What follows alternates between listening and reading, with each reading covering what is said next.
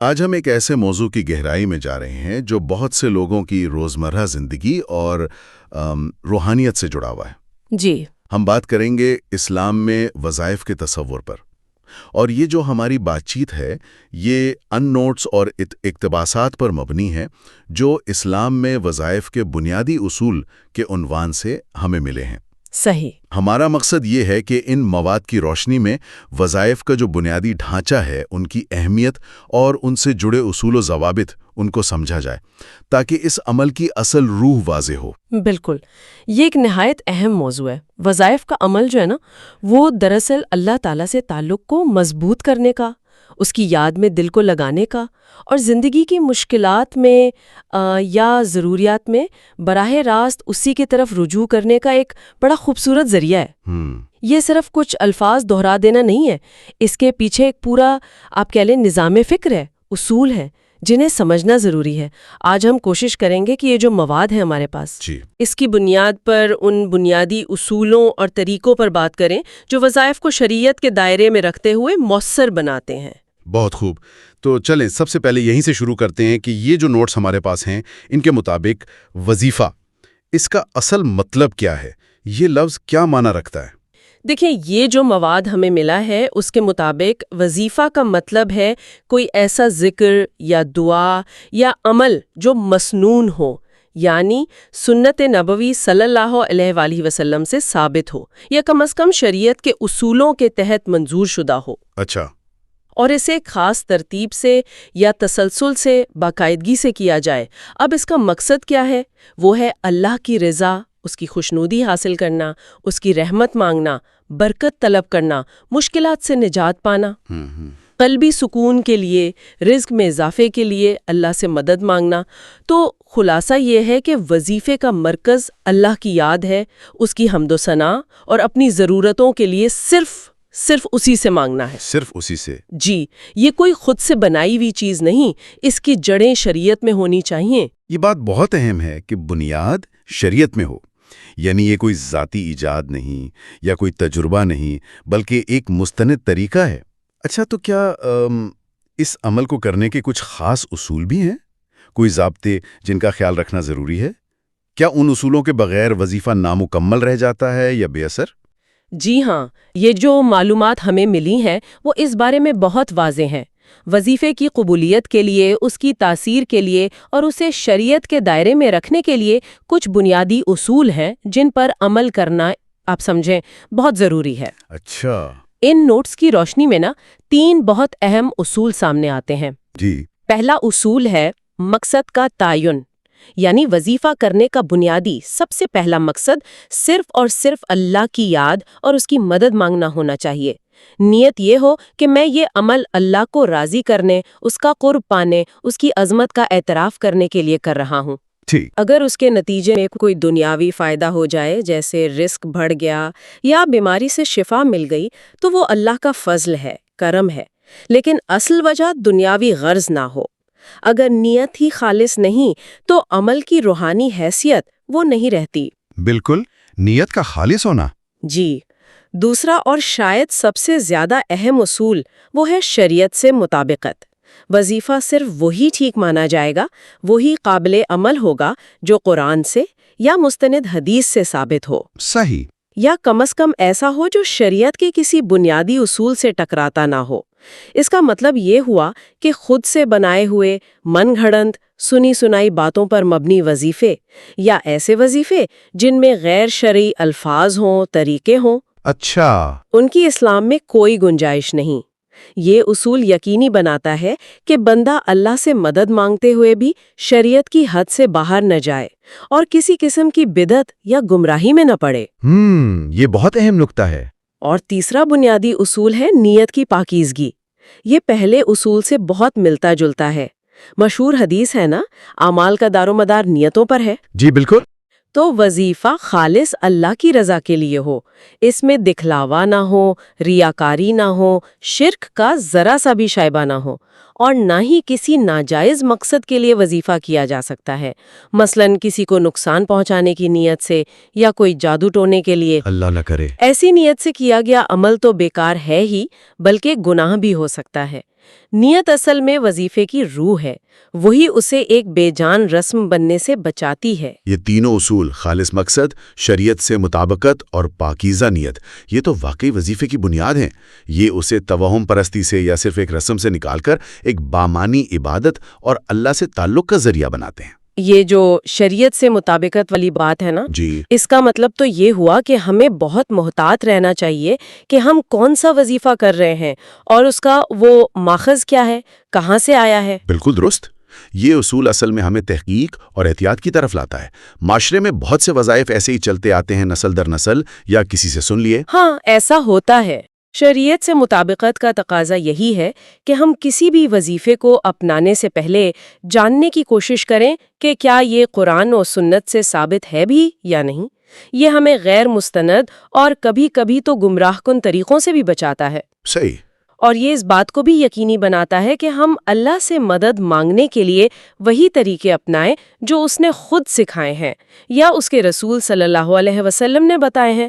یہ توحید کے تصور کو بھی مضبوط کرتا ہے کہ مدد صرف اللہ سے اور ان طریقوں سے جو اس نے پسند کیے ہیں۔ واضح ہو گیا۔ اچھا، اب آگے بڑھتے ہیں۔ کیا وظائف کی مختلف قسمیں بھی ہوتی ہیں؟ یہ نوٹس میں کچھ اقسام کا ذکر ہے، ان کے بارے میں کچھ بتائیے۔ جی، یہ جو مواد ہے اس میں وظائف کی چند اہم اور مستند قسمیں بتائی گئی ہیں۔ جی، ان میں سب سے نمایاں ہیں قرآنی وظائف۔ اچھا، یہ وہ وظائف ہیں جن میں قرآن کی خاص آیتیں یا صورتیں پڑھی جاتی ہیں۔ قرآن تو خود ہی شفا اور رحمت ہے۔ ان نوٹس میں مثالیں ہیں جیسے آیت الکرسی کا پڑھنا، سورہ فاتحہ، سورہ یاسین، سورہ اخلاص، اور وہ آخری دو صورتیں سورہ فلق اور سورہ ناس۔ قل اعوذ برب الفلق اور قل اعوذ برب الناس۔ جی، ان آیات و صورتوں کے فضائل اور ان کی خاص تاثیر احادیث میں بہت ملتی ہیں۔ ان کو باقاعدگی سے پڑھنا ثواب تو ہے ہی، بہت سی دنیاوی اور آخرتی مشکلات سے حفاظت کا ذریعہ بھی بنتا ہے۔ بالکل۔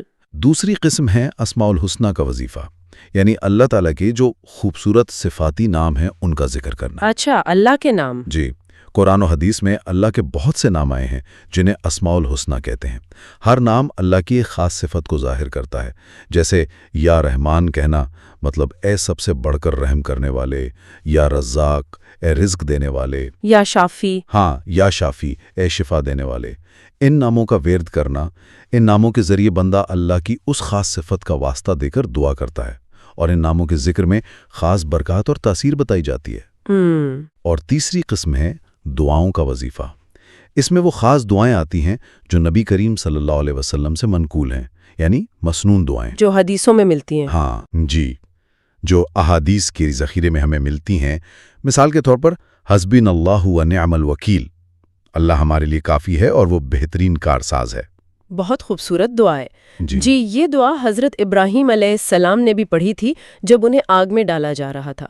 اسی طرح استغفر اللہ ربی من کل ذنب و اتوب الیہ، میں اللہ سے اپنے ہر گناہ کی بخشش مانگتی ہوں جو میرا رب ہے اور اسی کی طرف رجوع کرتی ہوں۔ یہ استغفار کی دعا ہے۔ یہ مسنون دعائیں اپنے الفاظ میں بہت جامع ہوتی ہیں اور ان کا پڑھنا خود ایک عبادت ہے۔ یہ تو وظائف کی بہت واضح اور مستند قسمیں ہو گئیں۔ قرآنی آیات، اللہ کے نام اور نبی کریم صلی اللہ علیہ وسلم کی سکھائی ہوئی دعائیں، یعنی بنیاد وہی ہے، اللہ کا کلام، اس کے نام یا اس کے رسول کی تعلیمات۔ اب ایک اہم سوال یہ آتا ہے کہ ان وظائف کو کرنے کا صحیح طریقہ کیا ہے؟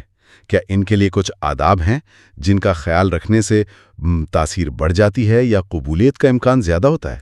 یقیناً، جیسے ہر عبادت کے کچھ آداب ہوتے ہیں نا جو اس کی خوبصورتی اور روحانیت بڑھاتے ہیں، جی، اسی طرح وظیفہ کرنے کے بھی کچھ آداب ہیں جن کا ذکر ان نوٹس میں ہے۔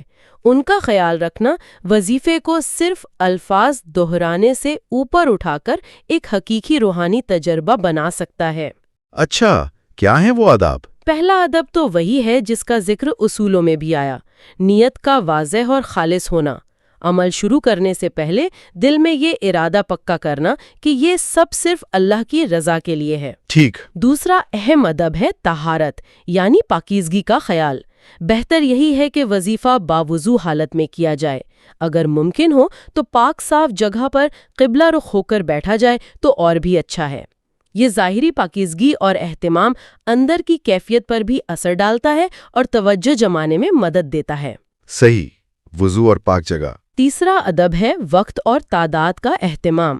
اگر کسی خاص وظیفے کے لیے حدیث میں کوئی خاص وقت بتایا گیا ہو، جیسے صبح شام کی اذکار، جی، یا کوئی خاص تعداد بتائی گئی ہو، مثلا 33 مرتبہ سبحان اللہ، 33 مرتبہ الحمدللہ، 34 مرتبہ اللہ اکبر، یا کسی دعا کا 100 مرتبہ پڑھنا، تو جہاں تک ہو سکے اس کی پابندی کرنی چاہیے۔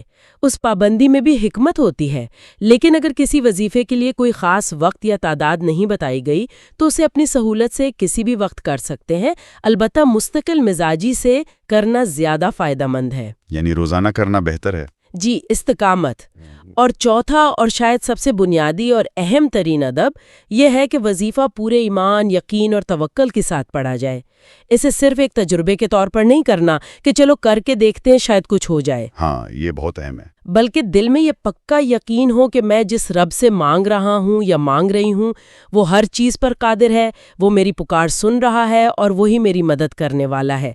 شک و شبہ چاہے وہ دعا کی قبولیت کے بارے میں ہو یا اللہ کی قدرت کے بارے میں، وہ وظیفے کی تاثیر کو ختم کر سکتا ہے۔ وظیفہ اصل میں اللہ پر اپنے کامل بھروسے کا اظہار ہے۔ یہ آداب تو واقعی بہت اہم ہیں۔ نیت کی پاکیزگی، ظاہری اور باطنی طہارت، وقت اور تعداد کی پابندی اگر بتائی گئی ہو، اور سب سے بڑھ کر کامل ایمان اور یقین، یہ چیزیں مل کر وظیفے کو ایک مشینی عمل سے کہیں آگے لے جاتی ہیں۔ بالکل۔ یہ اسے ایک زندہ، دل سے نکلی ہوئی دعا اور اللہ کے ساتھ براہ راست تعلق کا ذریعہ بنا دیتی ہیں۔ تو اگر ہم آج کی گفتگو کا خلاصہ کریں جو ان نوٹس پر مبنی تھی، تو ہم نے سمجھا کہ وظیفہ کیا ہے، یعنی اللہ کی یاد اور اس سے مدد مانگنے کے لیے باقاعدگی سے کیا جانے والا ایک مسنون یا منظور شدہ عمل۔ جی، پھر ہم نے اس کے 3 کلیدی اصول دیکھے: مقصد کا خالص ہونا، اللہ کی رضا، شریعت سے مطابقت، قرآن و سنت کی بنیاد، اور نیت کی پاکیزگی، شرک و ریا سے پاک۔ درست۔ اس کے بعد ہم نے وظائف کی مستند قسمیں دیکھیں، جیسے قرآنی آیات کا ورد، اسماء الحسنہ کا ذکر اور مسنون دعاؤں کا اہتمام۔ اور آخر میں ہم نے وظیفہ کرنے کے آداب پر بات کی، جن میں نیت، طہارت، وقت و تعداد کا لحاظ اور کامل ایمان و یقین شامل ہیں۔ مجھے لگتا ہے کہ پوری بات چیت کا نچوڑ یہ ہے کہ وظیفہ اللہ سے اپنے تعلق کو گہرا کرنے، اس کی مدد مانگنے کا ایک مؤثر ذریعہ ہے، بشرط یہ ہے کہ اسے شریعت کی حدود میں رہتے ہوئے صحیح نیت اور کامل یقین کے ساتھ کیا جائے۔ آپ نے بالکل صحیح خلاصہ پیش کیا، سارے اہم نکات اس میں آ گئے ہیں۔ اور اسی سلسلے میں یہ جو مواد ہے، اس کے آخر میں ایک بہت دلچسپ نقطہ چھوڑا گیا ہے غور و فکر کے لیے۔